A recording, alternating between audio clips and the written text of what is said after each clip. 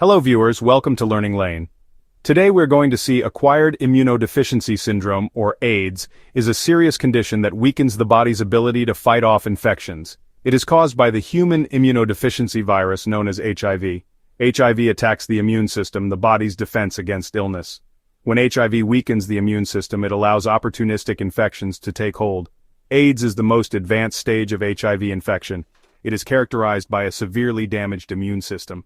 This makes the body vulnerable to a range of infections and cancers that would not normally cause illness in a healthy individual.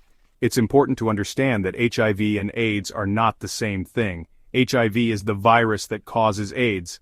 Not everyone with HIV will develop AIDS.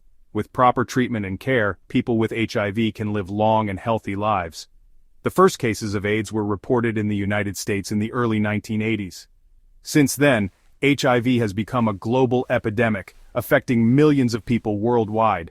Significant progress has been made in understanding the virus, developing effective treatments, and preventing its spread. The immune system is a complex network of cells and organs that work together to protect the body from harmful invaders. One of the key players in this defense is a type of white blood cell called a CD4+ T cell. These cells are also known as helper T cells because they play a crucial role in coordinating the immune response.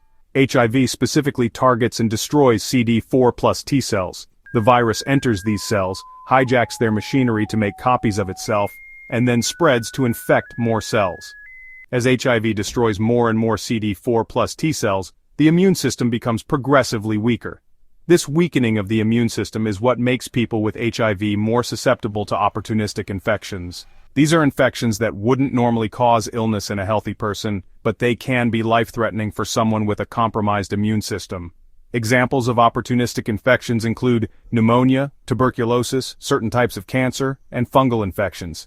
The risk of developing these infections increases as the CD4+ T cell count declines. Therefore, maintaining a healthy CD4+ T cell count is crucial for people with HIV.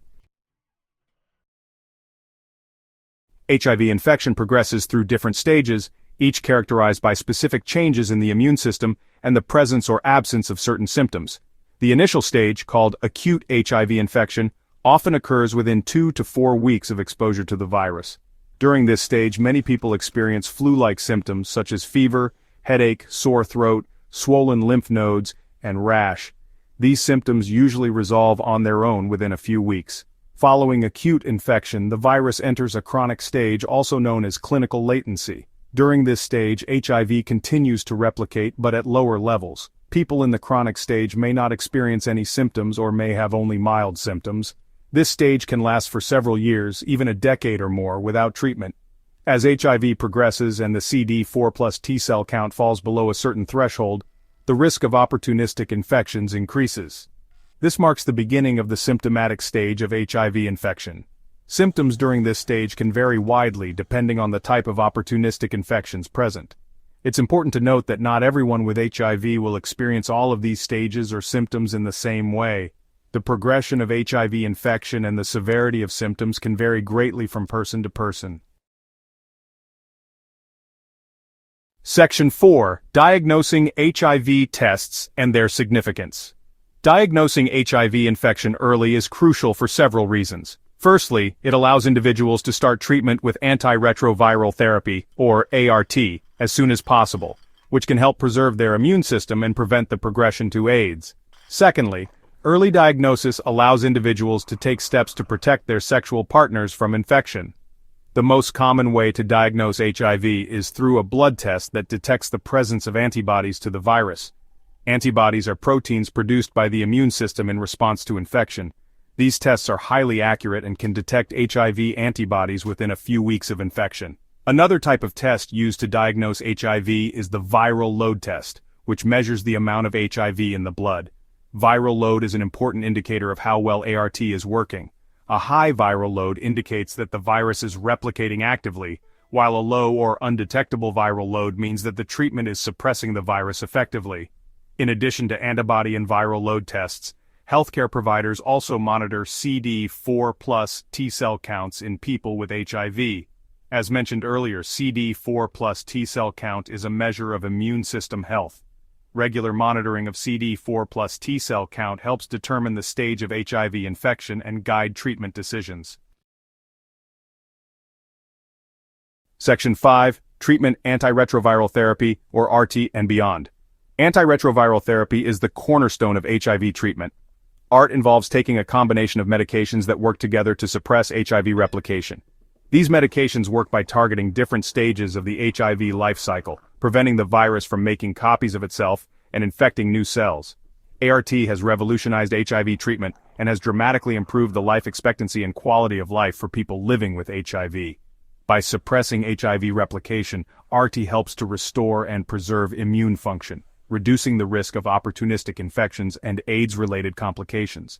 When taken consistently as prescribed, ART can reduce the amount of HIV in the blood to very low levels, making it undetectable by standard tests. This is known as viral suppression. Reaching and maintaining viral suppression is the primary goal of ART.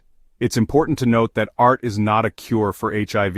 The virus can remain dormant in the body, and if treatment is stopped, it can reactivate and begin replicating again.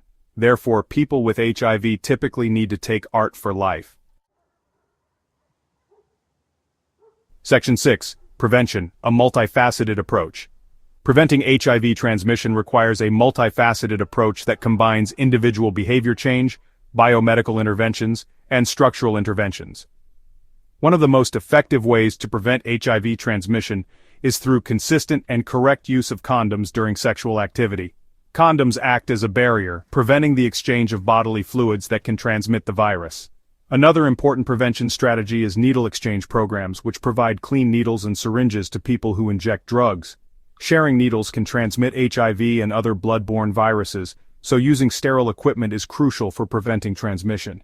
Prevention of mother-to-child transmission, or PMTCT, is another critical aspect of HIV prevention.